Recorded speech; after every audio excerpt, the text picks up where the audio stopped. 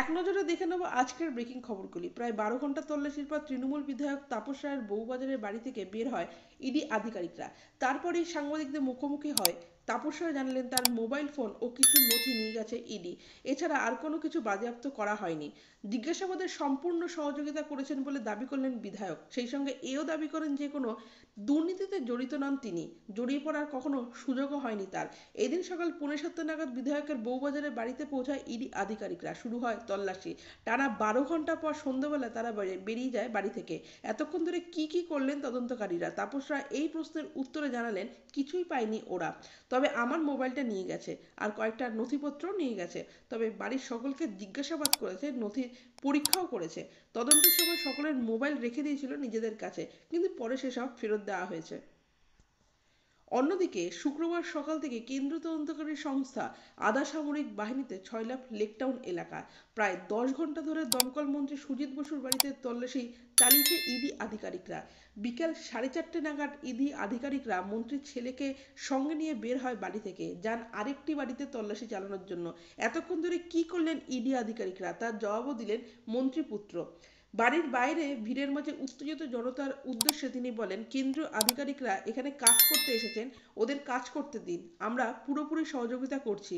পুরনিয়োগ মামলার তদন্তে শুক্রবার সাত সকালে মন্ত্রী সুজিত বসুর বাড়িতে পৌঁছে যান ইডি আধিকারিকরা।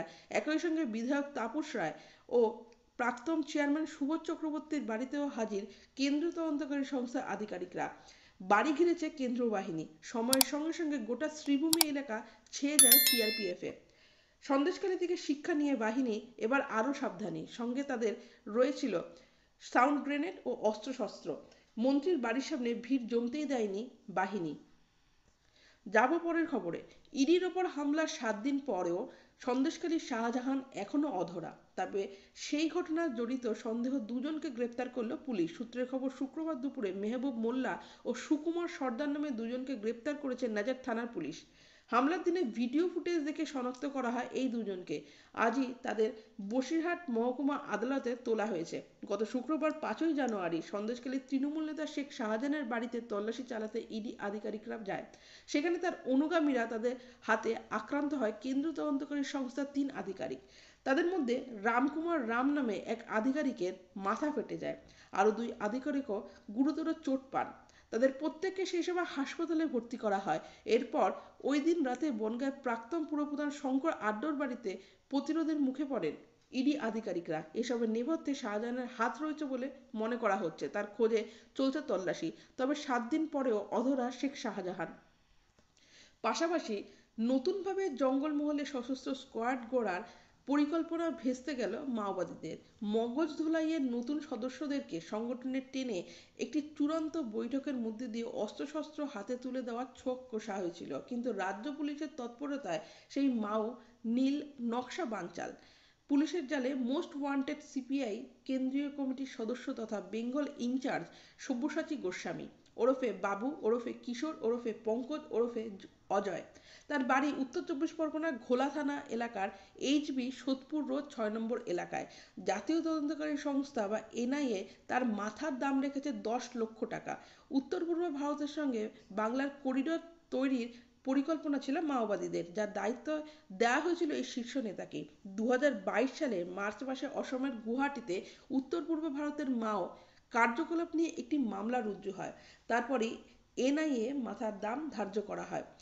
বর্তমানে ওই শীর্ষ মাওনেতা ইস্টার্ন রিজিওনাল ব্যুরো সদস্য ছিলেন। জঙ্গলমহল পুরুলিয়া থেকে তাকে গ্রেপ্তার করা হয়।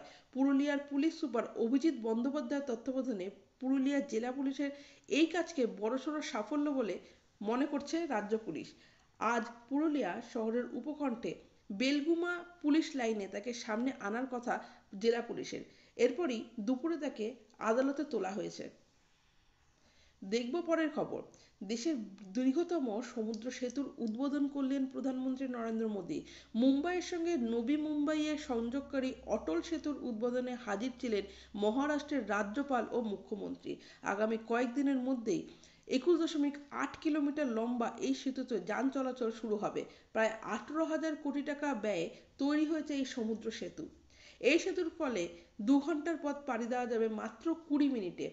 এমটিএইচএল অর্থাৎ মুম্বাই ট্রান্স হারবার লিঙ্কের অন্য নাম শিওর-নাভা শিবাসী লিঙ্ক। শুক্রবার এই সেতুর উদ্বোধন করেন নরেন্দ্র মোদী। হাজির ছিলেন মহারাষ্ট্রের রাজ্যপাল রমেশ বাইস, মুখ্যমন্ত্রী একনাথ শিন্ডে এবং উপমুখ্যমন্ত্রী দেবেন্দ্র ফডনবিস। জানা গেছে 17,79,000 মেট্রিক টন লোহা ব্যবহার করে তৈরি হচ্ছে এই সেতু।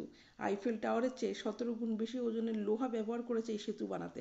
সেতুটির দৈর্ঘ্য প্রায় 22 কিলোমিটার লম্বা। আজ আবার প্রায় 16.5 কিলোমিটার অংশ নিয়ে সমুদ্রের ওপর দিয়ে গেছে এই সেতুটি।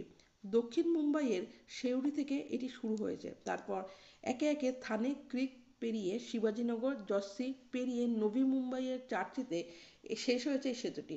দেশের দীর্ঘতম সমুদ্র সেতু তো বটেই, MTHL বিশ্বের দ্বাদশ দীর্ঘতম সমুদ্র সেতু এটি। যাব পরের খবরে। রাজ্যের দমকল মন্ত্রী সুজিত বসু এবং বিধায়ক তাপস রায় সহ একাধিক নেতার বাড়ি, অফিসে ইডি অভিযান আজ চালিয়েছে।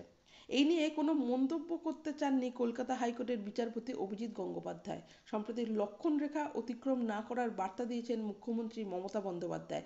তারপর আজকের এই মৌনতা বেশ তাৎপর্যপূর্ণ। তবে আজ স্বামী বিবেকানন্দের জন্মদিবসে নতুন প্রজন্মের উদ্দেশ্যে বিশেষ বার্তা দিলেন কলকাতা হাইকোর্টের বিচারপতি অভিজিৎ গঙ্গোপাধ্যায়, যা নিয়ে শুরু হয়েছে চর্চা। এদিকে শুক্রবার উত্তর চব্বিশ পরগনা জেলার খড়দার রহরা রামকৃষ্ণ মিশনে উপস্থিত হয়েছিলেন বিচারপতি গঙ্গোপাধ্যায়।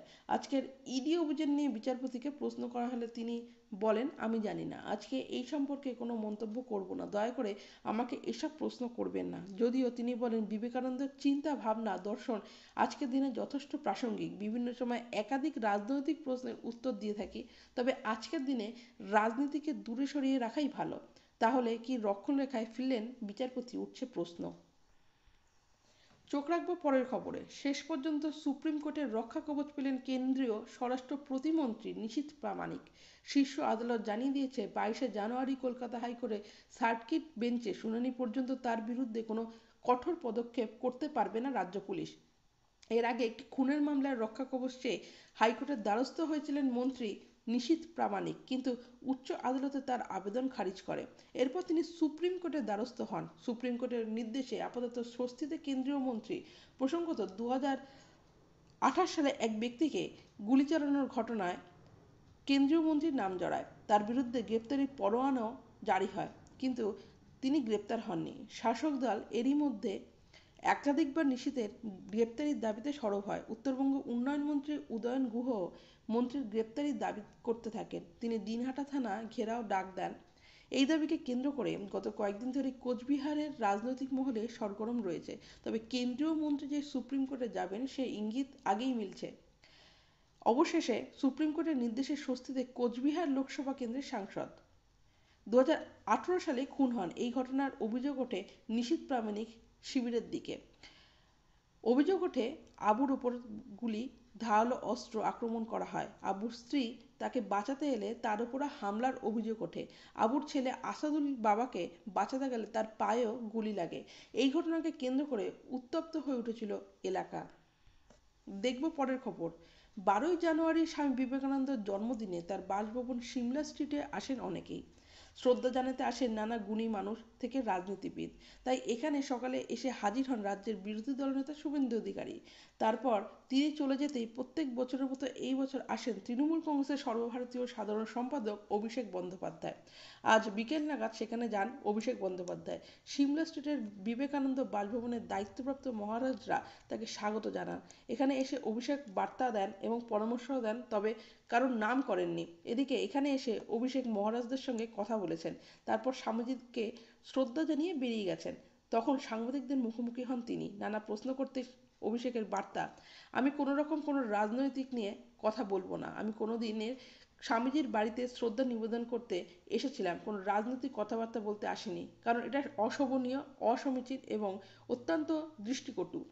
কেউ যদি এসে কোনো রকম রাজনৈতিক কথা বলে, এটা তার রুচি শিক্ষার পরিচয়। অর্থাৎ যারা এসে রাজনৈতিক মন্তব্য করেন বা করেছেন, তাদের একটা বার্তা দিলেন অভিষেক বন্দ্যোপাধ্যায়।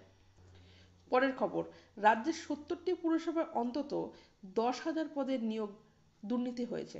শুক্রবার স্বামী বিবেকানন্দের জন্মদিনে হাওড়ার বাগনানে একটি বর্ণাঢ্য শোভাযাত্রায় হাঁটতে হাঁটতে এমনটাই দাবি করলেন রাজ্যের বিরোধী দলনেতা শুভেন্দু অধিকারী।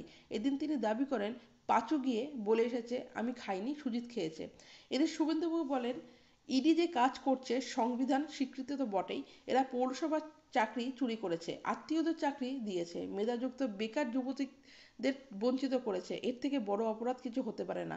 স্বামীজি এসেছিলেন যুবকদের মধ্যে দেশপ্রেম ও আধ্যাত্মবাদ জাগ্রত করতে, সেই যুবক যুবতীদের সঙ্গে যে প্রতারণা করছে এই সরকার।